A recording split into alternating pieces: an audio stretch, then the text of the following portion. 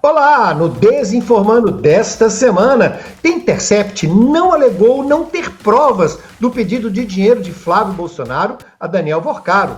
No Essa Informa, neoliberalismo e vigilância, a busca de caminhos por uma educação infocomunicacional na contramão do apocalipse. E no Fake Old, sair de cabelo molhado, no frio, causa resfriado ou dor de garganta. Ou será que não? Não é o fim do mundo, é o Desinformando 120, que já está na rede.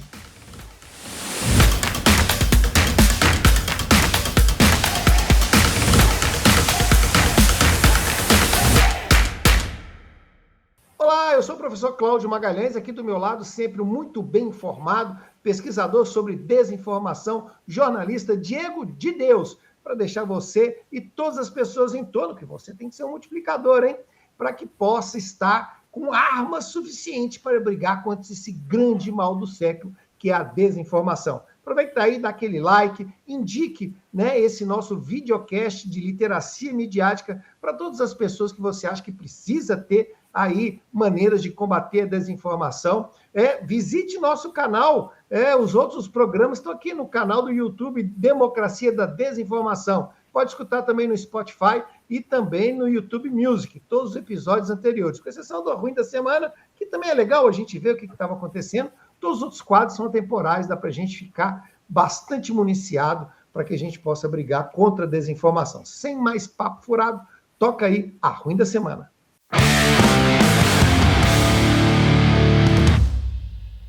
Pois é, pessoal, essa semana e as semanas anteriores, a política brasileira foi balançada aí com as denúncias do Intercept sobre o Flávio Bolsonaro recebendo dinheiro do Daniel Vorcaro para a produção do filme, que contava lá um aspecto da vida do pai dele. Isso aí andou mexendo aí, é claro que tudo que mexe na política nacional é fonte também de desinformação. O que aconteceu dessa vez, Diego?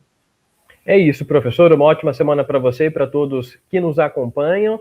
Esse assunto que tomou conta, né, do cenário midiático e jornalístico, principalmente da última semana, a partir desse furo, né, como a gente chama no jornalismo, que o Intercept Brasil conseguiu fazer, demonstrando aí o pedido de dinheiro por parte de Flávio Bolsonaro, pré-candidato aí, né, à presidência do Brasil, ao banqueiro Daniel Vorcaro, né, enfim, envolvido com todo aquele escândalo do Banco Master, para financiar justamente o filme que tem sido, né, produzido, que conta a história aí do ex-presidente Bolsonaro, né?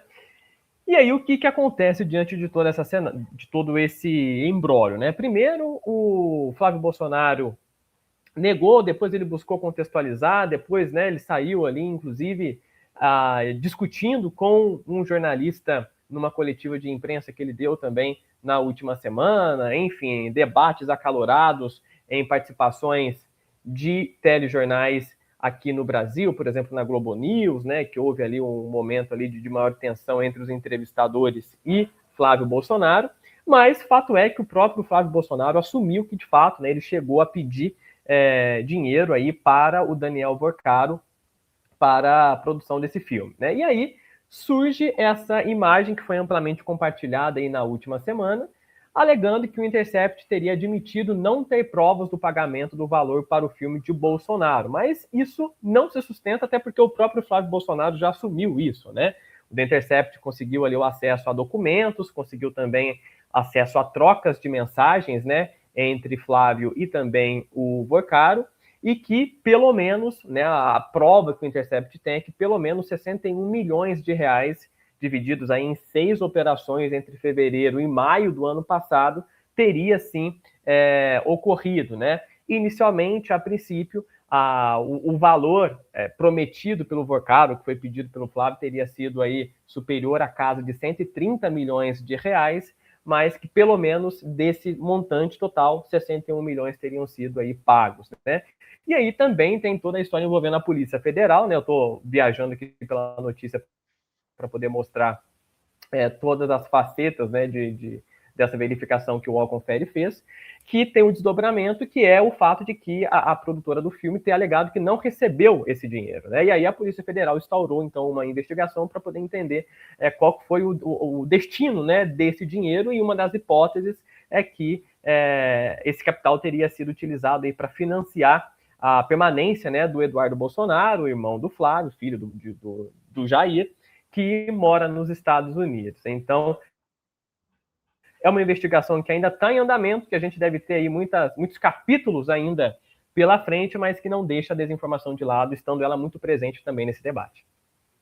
Lembrando, hein, pessoal, que é isso, a gente tem que ficar negociando ali, tentando entender esse pacote de informação verdadeira, informação falsa ou apenas suspeitas, né? Essa história de que recebeu, ok, já não é mais se ou não recebeu. O próprio Flávio Bolsonaro já disse que sim, né? O negócio agora é saber para onde foi parar esse dinheiro. Por exemplo, essa história de que teria aí para poder sustentar o Eduardo Bolsonaro, isso não está comprovado, né? A gente está ali desconfiado, mas isso não está comprovado. É difícil essa situação de você ali combinar o que, afinal de contas, é verdadeiro ou não, e eu vou pedir para o Diego, lá no nosso último quadro Pré-Verdades, nos ajudar de que maneira, com esse exemplo, a gente pode perceber o que é que a gente deve confiar e o que é que a gente deve ser, inclusive, o primeiro a desconfiar, mesmo que isso não esteja nas nossas convicções políticas ou nas nossas crenças. Mas isso vamos deixar por pré-verdade, porque tudo está indicando, né, de todas essas confusões, que nós estamos chegando no fim do mundo. Roda aí o Essa Informa.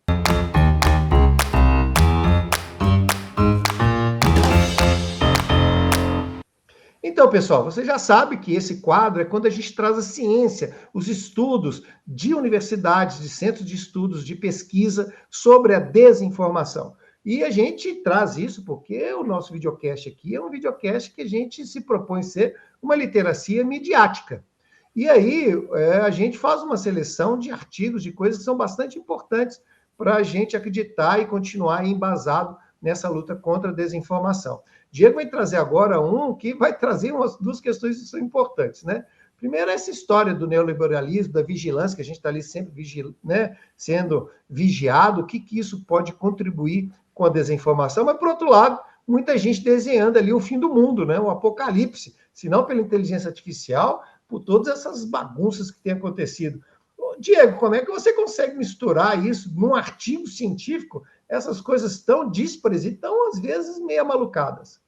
Um artigo muito bem construído, professor, do Francisco José Darre Júnior, vinculado à Federal do Ouro Preto e também à Universidade Federal da Bahia, onde ele vai justamente fazer uma revisão e buscar articular essas dimensões, considerando essa noção de vigilância, né, capitalismo de vigilância, que é um conceito bastante utilizado hoje em dia, que é basicamente essa lógica das plataformas digitais de utilizar de dados pessoais, de utilizar da vigilância sobre os seus usuários para o lucro, né, para a capitalização, porque esses dados, eles valem muito dinheiro e são muito importantes para o pleno funcionamento, se assim a gente pode colocar, dessas plataformas numa lógica contemporânea, inclusive sociotécnica, né, considerando não somente a relação entre humano e máquina, mas também máquina e máquina, humano e assim por diante, né? Todas essas relações que a gente nota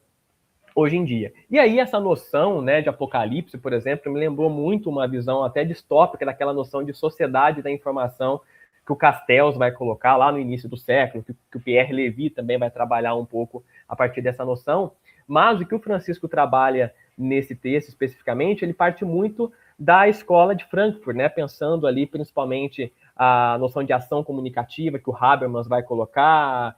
Adorno também é um autor muito importante que vai ser utilizado para poder analisar de que maneira que essas relações se dão hoje em dia a partir dessa lógica, né, das plataformas. E o que ele coloca, né, a defesa que o Francisco vai estabelecer para esse texto é a importância de se estabelecer uma educação crítica, né, o que ele vai chamar ali de educação infocomunicativa, a necessidade de desenvolver habilidades informacionais e também comunicativas, pensando essa compreensão crítica, mas também pensando da ação comunicativa dos sujeitos, porque só assim a gente vai conseguir ter uma visão mais crítica de como que funcionam os algoritmos, de como funcionam as plataformas e como que nós somos vigiados a todo momento e somos capital para essas plataformas, né? Então, uma defesa que o Francisco vai colocar, por exemplo, ali na parte final do texto, é que nós precisamos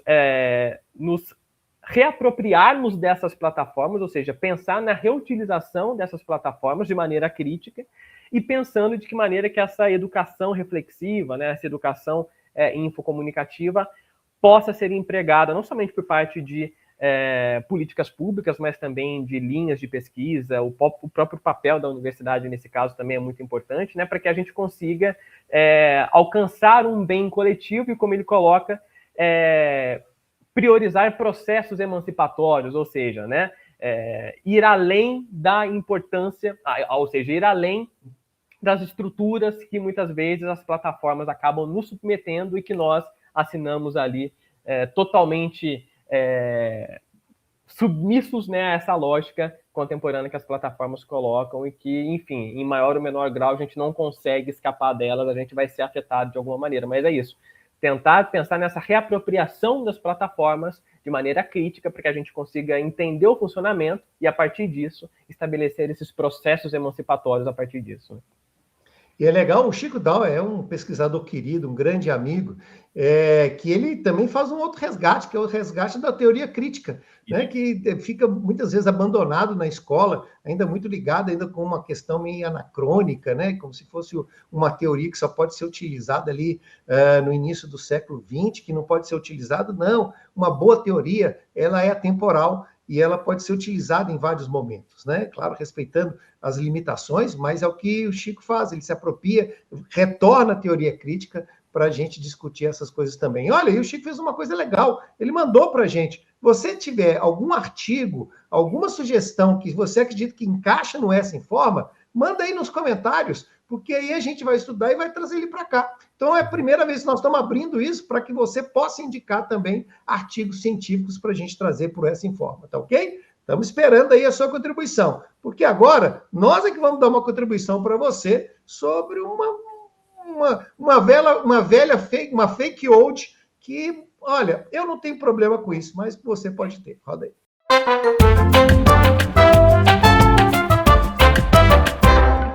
Então, pessoal, a gente cresceu, né, dizendo que, olha, molhou o cabelo, tá fazendo frio, é resfriado, na certa, ou então dor de garganta. Eu hoje não tenho mais essa preocupação. Mas quando eu era novo, né, minha mãe falava isso o tempo todo. E o Diego, que é o destruidor, né, né, dessas histórias, vai destruir mais uma. Como é que é isso, Diego? É isso, né, professor? Com essa chegada do frio agora, em algumas regiões do Brasil, o frio já pegando forte para valer, né? Aqui em BH ainda não, embora eu tenha visto aí algumas pessoas já de casacos aqui na cidade. Mas é isso, né? Não somente o fato de sair com o cabelo molhado do lado de fora quando tá frio, né? Do lado de fora da casa quando tá frio, porque isso pode gerar dor de garganta, isso pode gerar resfriado. E não, na verdade não. Primeiro porque resfriados só vão ser gerados a partir do contato com o vírus, né? Inclusive a gente já trouxe essa história no Fake Old aqui, por exemplo, né? Em outros episódios. E também essa simples exposição ao frio não vai gerar dor de garganta. O que pode acontecer é, se você tomar um banho quente, né? Ter lavado o cabelo ali numa água mais quente e sair de casa num clima mais frio, o que pode acontecer é, de fato, você ter ali um choque térmico. E esse choque térmico, a depender da maneira que for, pode, inclusive, gerar em você uma parada cardíaca em casos muito graves, né? Não vai acontecer no Brasil, mas, por exemplo, em países mais frios, como na Rússia, né? Que são aí invernos extremamente rigorosos. Toma banho quente, vai para fora, isso realmente pode acontecer de você ter um choque térmico muito forte e isso causar problemas. Mas, desmentindo mais um fake old aqui, não tem uma relação direta entre esses dois elementos. Não vai ter o vírus, assim, oba, agora o cabelinho está molhado, eu posso começar a agir. Não, se você já está predisposto a ficar resfriado, não é o cabelo molhado que vai fazer você ficar doente, não é isso? Vamos agora, então, para nosso quadro Pré-Verdades.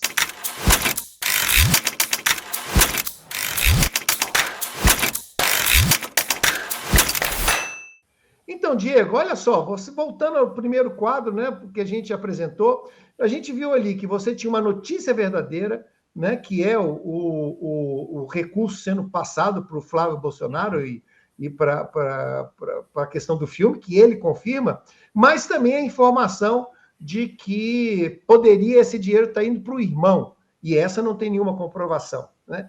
Como é que eu consigo equilibrar essas duas histórias, o que é verdadeiro e o que eu gostaria até que fosse verdadeiro, mas eu não tenho provas para isso? Pois é, professor, essa de fato é uma grande empreitada quando a gente está falando das matizes da desinformação, né? Matizes no sentido das variáveis, como que a desinformação pode aparecer para as pessoas de maneira geral. E aí eu penso que o Francisco coloca no texto dele, né, dessa importância de desenvolver aí uma reflexão crítica a partir de uma educação infocomunicativa é muito importante, por exemplo, para a gente conseguir entender o valor que as agências de verificação ou que essas verificações têm. Porque na checagem que o UOL Confere faz, por exemplo, ele deixa muito claro todo o processo, né? Ele deixa claro o que é falso, ele deixa claro o que não é, ele deixa claro o que pode vir a ser, porque está tudo no campo ainda, né, da cogitação. Mas se a pessoa não tiver ali uma habilidade crítica de conseguir interpretar ou minimamente ter a paciência para ler uma checagem completa como essa, a pessoa vai continuar no caminho da desinformação, ela vai continuar no caminho da enganação e muito possivelmente levar essa enganação também para outras pessoas, né? Então, isso é algo muito importante da gente sempre ter em mente. Ter uma leitura, uma reflexão crítica, não somente de conteúdos que a gente encontra por aí, e aí pode ser qualquer coisa para a gente entender realmente o que esse conteúdo significa, ou ele quer significar, quais são os interesses por trás desse conteúdo, mas também ter uma reflexão crítica na hora de ler checagens, para a gente entender o que é, o que não é e o que pode vir a ser, como foi o caso dessa checagem que o UOL Confere fez relacionada a essa passagem, né, de dinheiro do Boccaro para o Flávio Bolsonaro. E está sempre acompanhando o Desinformando, que volta na semana que vem. Um abraço, pessoal! Esse pessoal, até a próxima.